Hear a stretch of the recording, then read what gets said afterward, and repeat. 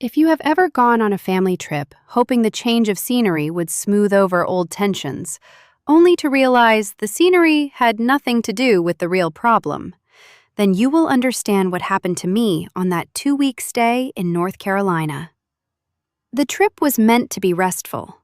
It turned into the place where I finally saw how quietly some people keep score. My name is Lauren Bennett. I am 28 years old. If you have ever watched someone turn a past kindness into leverage and wondered whether you were imagining it, drop truth in the comments. I would like to know I am not the only one who has lived through that slow realization. Ethan and I had been married 3 years when his parents suggested renting a cottage on the North Carolina coast. Diane and Robert wanted everyone together for 2 full weeks away from work and the usual rush. Ethan thought it sounded good. I agreed because I still believed that showing up and being helpful was the way to build a real place in his family. The cottage sat on a quiet stretch near Wilmington, with wide porches facing the Sound and tall windows that let the morning light pour in. It was simple but comfortable. Wood floors, a big kitchen table, and a living room lined with bookshelves someone had filled over the years. We arrived on a Thursday afternoon. Ethan carried the bags while I unlocked the door.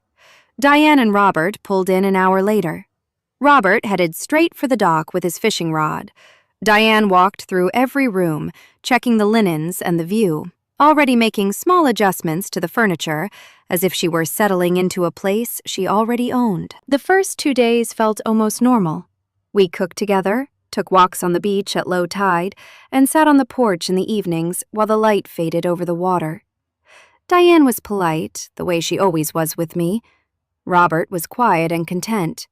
Ethan seemed lighter than he had been at home, laughing more easily at his father's dry jokes. I let myself relax a little.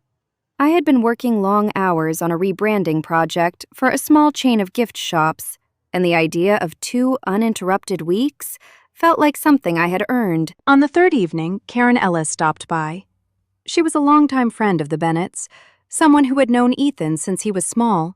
She lived 20 minutes inland and had offered to bring fresh shrimp and show us a good spot for sunset. We ate on the porch. The conversation stayed light until Karen turned toward Diane and said, almost as an afterthought, "You know, Diane, I still think about how much easier things got for the shop after Lauren helped with that loan a couple of years back. Co-signing really made the difference when you needed to expand the inventory." The air on the porch changed in the way air changes right before a storm, even though the sky was clear. I kept my hands steady around my glass. 2 years earlier, Diane had asked Ethan if I could look at financing options for her small gift shop. I had used my business contacts to help her find better terms and had co-signed the loan so the bank would approve the amount she needed. I had done it quietly because I wanted Ethan's family to see that I was willing to support them. I had never mentioned it again. Diane smiled the small, composed smile she used when she wanted to steer a conversation. "Yes," she said. "Lauren has always been very capable with those kinds of things. It is good to know that family steps up when it matters." She looked at me as she spoke. The words were soft, but the weight behind them was not. Ethan took a long sip of his drink and said nothing. Robert kept his eyes on his plate. Karen, unaware of the shift, moved on to another story about a local festival. The rest of the meal passed with polite talk, but every time Diane refilled someone's glass or passed a dish, she found a way to mention expenses, or how these trips add up, or how helpful it would be if everyone contributed a little extra toward family needs later in the year. I did not argue. I did not ask what she meant. I simply cleared plates and carried them inside, giving myself a moment at the sink to breathe. When I came back out, Diane was laughing at something Robert had said, the picture of a relaxed mother on vacation. Ethan caught my eye for a second, then looked away. The next morning, I woke before anyone else and took my coffee to the far end of the porch. The Sound was calm, the air cool and salty. I thought about the loan I had co-signed and how I had never once asked Diane for anything in return. I had assumed that was what family did, help when asked and then let it go. Now it seemed the help had become something else, a quiet reference point Diane could bring up whenever she wanted the conversation to move in a certain direction. Later that afternoon, Thomas Reed, the property manager, stopped by to check on a loose shutter. He was a local man in his 50s who had managed the cottage for years. While he worked, Diane mentioned the trip costs again, this time in front of him, saying how generous it was that everyone was pitching in. Thomas glanced at me once, politely, then finished his work and left. The glance stayed with me. It was the look of someone who had seen this kind of conversation before. That evening, after everyone had gone to their rooms, I stood in the living room and ran my hand along the old bookshelf. One book, an outdated travel guide, sat slightly out of line with the others. I pulled it out without thinking and opened it. A folded piece of paper slipped from between the pages and drifted to the floor. I picked it up. It was a short note in Diane's handwriting, dated a few months earlier, addressed to Ethan. I did not read it all the way through. I only saw the first line. Remember the arrangement with Lauren's name on the loan. It gives us room to ask for what we need. I put the note back exactly where it had been and returned the book to the shelf. My hands were steady. I walked to our room, changed into pajamas, and lay down beside Ethan, who was already asleep. Outside, the sound lapped quietly against the shore. Inside the cottage was still. I did not sleep for a long time. I kept seeing the note and hearing Karen's innocent comment and watching Ethan's silence. The trip was only on its 4th day. There were 10 days left. I told myself I would keep watching, keep listening, and decide what to do only when I was sure. I had come here wanting rest and connection. What I was getting instead was a slow, clear view of how things had actually been arranged all along. The next morning, I woke to the sound of gulls and the low murmur of voices in the kitchen. I lay still for a few minutes, listening to the ordinary sounds of coffee being poured and plates being set on the table. The note I had found the night before stayed in my mind like a faint echo I could not quite shake. I had not read the rest of it. I had not needed to. The single line I had seen was enough to change the way the cottage felt around me. I dressed and joined the others for breakfast. My mother-in-law Diane was already at the stove, turning eggs with the same careful movements she used for everything. My father-in-law Robert sat at the table with the newspaper folded beside his plate. My husband Ethan stood at the counter, pouring orange juice, his back to the room. When I came in, Diane looked up and smiled, the same composed smile from the night before. "Sleep well?" she asked. I said I had, and took the seat across from Robert. The conversation stayed on safe topics, the tide schedule, whether we should drive to a nearby farmer's market later. Then Diane mentioned, almost casually, that the cost of groceries for 2 weeks was adding up faster than she had expected. She glanced at me as she spoke. "Lauren, you have always been so good with numbers and arrangements," she said. "I was thinking it might make sense for everyone to chip in a bit more toward the household expenses while we are here. After all, we are all family now. And you have helped before in ways that made a real difference." Ethan set the pitcher down, but did not turn around. Robert kept his eyes on his newspaper. The words were soft, but they landed with the same quiet weight as the comment about the loan the evening before.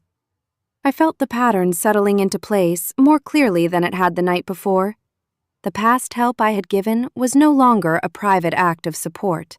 It had become a reference point Diane could return to whenever she wanted the conversation to move toward contribution or agreement. I nodded once and said I would think about it. Then I stood, carried my plate to the sink, and stepped out onto the porch. The air was cooler than I expected. I walked down to the edge of the water and let the sound wash against my shoes while I tried to sort through what I was feeling. It was not anger yet. It was something quieter, closer to disappointment that I'd been building for longer than I wanted to admit. Later that morning, Thomas Reed returned to fix a hinge on one of the porch screens. He worked in silence for a while, then mentioned that the cottage had hosted a lot of families over the years. Some trips went smoothly. Others, he said, showed their true shape after the first few days. He did not look at me when he said it, but the words stayed with me after he left. That afternoon, Karen Ellis called to ask if we wanted to join her for a short boat ride on the Sound. Diane accepted for all of us before anyone else could answer. On the boat, Karen talked easily about the area and asked polite questions about our work. When the conversation turned to small businesses, she brought up Diane's gift shop again, this time asking how the expansion had gone. Diane answered smoothly, then added that having reliable family support had made all the difference when paperwork and financing became complicated. I watched Ethan's face while she spoke. He nodded along as if the story were new to him. I knew it was not. He had been the one who first asked me to look at the loan documents 2 years earlier. The realization settled in my chest with a kind of tired clarity. He had known exactly what Diane was doing when she referenced the help in front of others. He simply chose not to interrupt it. Back at the cottage that evening, after Karen had gone home, Diane brought out a folder of papers she had carried in her bag the whole trip. She spread them on the kitchen table, while Robert and Ethan were still outside. She told me she had been thinking about a small investment opportunity that had come up for the family, a piece of property near the shop that could be used for storage or future expansion. She said it would require a co-signer with strong credit, someone who had already shown they were willing to help when it counted. She did not say my name. She did not have to. The folder sat between us on the table like a quiet demand. I looked at the papers without touching them and asked what the total amount would be. Diane gave a number that was larger than the original loan I had co-signed. She said it would be temporary, just until the shop's increased revenue covered the payments. Then she added, in the same even tone, that it would be good for everyone if we kept these kinds of family matters within the family, rather than involving outside advice. I told her I needed time to look at the numbers. She nodded as if that were the answer she had expected. When Ethan and Robert came back inside, she folded the folder closed and changed the subject to dinner plans. Ethan did not ask what we had been discussing. He simply washed his hands and sat down at the table as if nothing had shifted. That night, after the others had gone to bed, I returned to the living room bookshelf. The old travel guide was still in its place. I took it down again and opened it to the page where the note had been. This time, I read the entire thing. It was short, only a few lines in Diane's careful handwriting. It mentioned the original loan and the new opportunity she was considering. It said Ethan already understood the arrangement, and that Lauren's name on the documents would keep everything in the family without unnecessary questions. The date at the bottom was from 3 weeks before the trip. I folded the note and slipped it into my own pocket. Then I put the book back exactly as I had found it. The cottage was quiet except for the sound of the water against the pilings under the porch. I stood there for a long time, feeling the weight of the paper against my leg and the even heavier weight of what it meant. The next day, the pressure did not come in raised voices or open arguments. It came in small, repeated references. At breakfast, Diane mentioned how much easier the shop's books would be if the new storage space were secured soon. During a walk on the beach, she spoke about how family members who had helped in the past usually understood the importance of stepping up again when circumstances changed. Ethan walked beside her and agreed that family loyalty mattered more than outside opinions. Robert stayed a few steps behind, saying little. I answered when spoken to. I kept my tone even. But each time the subject circled back to the loan or the new papers, I felt something inside me drawing a quieter, firmer line. I had come to this cottage wanting to belong. What I was learning instead was that belonging in this family had been defined as usefulness that could be referenced whenever it served a purpose. By the 5th evening, the air in the cottage had changed in ways no one named out loud. Diane's smiles stayed polite. Ethan's silences grew longer. Robert kept to his fishing and his newspaper. I moved through the rooms with the same measured steps I used at work when a project required careful attention to every detail. I did not confront anyone yet. I simply stopped offering the easy agreements I had once given without thinking. That night, I stepped outside alone after everyone else had gone to their rooms. The sky was clear and the water dark. I took the note from my pocket and read it once more under the porch light. Then I folded it again and held it in my hand while I watched the lights from distant boats move slowly across the Sound. I knew the rest of the trip would not be restful. I also knew I would not sign anything without understanding every line and every consequence. The quiet financial leverage that had begun with one co-signed loan had grown into something larger, something that now included plans I had never agreed to and expectations I had never accepted. The note in my hand was proof that the arrangement had been discussed without me. The conversations over the past few days were proof that it was being put into motion anyway. I stayed on the porch until the air grew cold enough to send me back inside. When I lay down beside Ethan, he did not stir. I lay awake again, not because I could not sleep, but because I was finally seeing the shape of the choice that had been forming since the moment Karen Ellis had spoken on the porch 3 days earlier. The choice was not dramatic. It was simply whether I would continue to let my past help be used as a reason to ask for more, or whether I would begin to answer those requests with the same quiet clarity that had been used against me. The cottage remained still. Outside, the Sound kept its steady rhythm against the shore. Inside, I made no promises to anyone, not even to myself. I only knew that whatever came next would have to be decided with my eyes open. The remaining days of the trip passed in a kind of careful quiet. My mother-in-law Diane continued to reference the past loan and the new papers in small, repeated ways, during meals, on walks, even once when Thomas Reed stopped by again to check a leaking faucet. Each time she spoke, her tone stayed polite and reasonable, as if she were simply stating facts that everyone already understood. My husband Ethan never corrected her. He would nod or change the subject, but he never told her to stop or asked me privately what I thought. The note I had found stayed in my pocket during the day and on the nightstand at night. I did not show it to anyone. I simply carried the knowledge of it the way someone carries a map they have not yet decided how to use. On the 8th morning, Diane asked me directly to look at the new documents while the others were out on the dock. She placed the folder on the kitchen table between us and said the opportunity would not wait much longer. She mentioned again how the original loan had helped the shop grow and how family members who had already shown they were willing to help usually understood when more was needed. Her words were calm. There was no raised voice, no obvious threat. She simply presented the request as the next natural step in an arrangement that had already begun years earlier. I opened the folder and read the first page.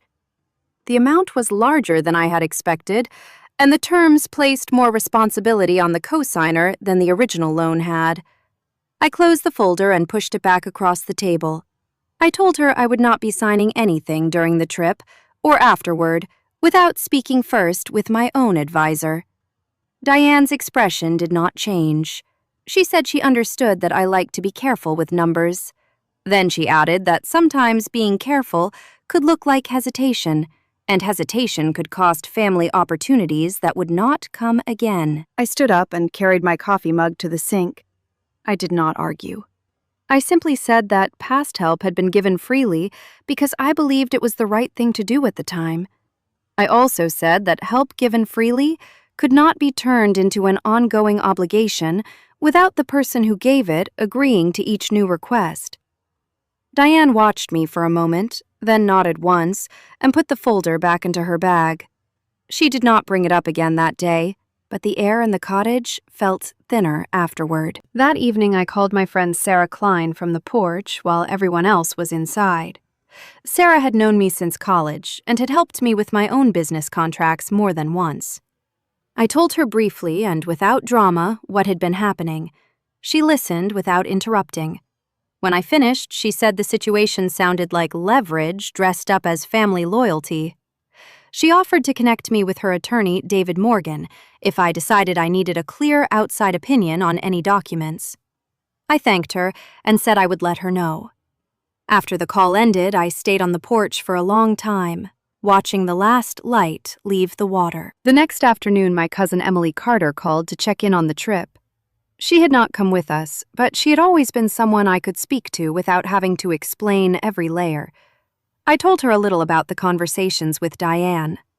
Emily was quiet for a moment, then said that sometimes families rewrite history so that past kindness looks like an open-ended promise. She asked if I was okay. I said I was figuring out what okay meant now. We talked a little longer about ordinary things, her work, a book she was reading, before hanging up. The call left me feeling less alone, even though nothing had been solved. On the 10th day, the pressure came to a head in the simplest way. Diane brought the folder out again after dinner, this time in front of Ethan and Robert. She said she had spoken with the people involved in the property opportunity, and they needed an answer soon. She looked at me and asked if I had reached a decision about helping with the cosign. The room was quiet, except for the sound of the refrigerator humming. Robert kept his eyes on his plate.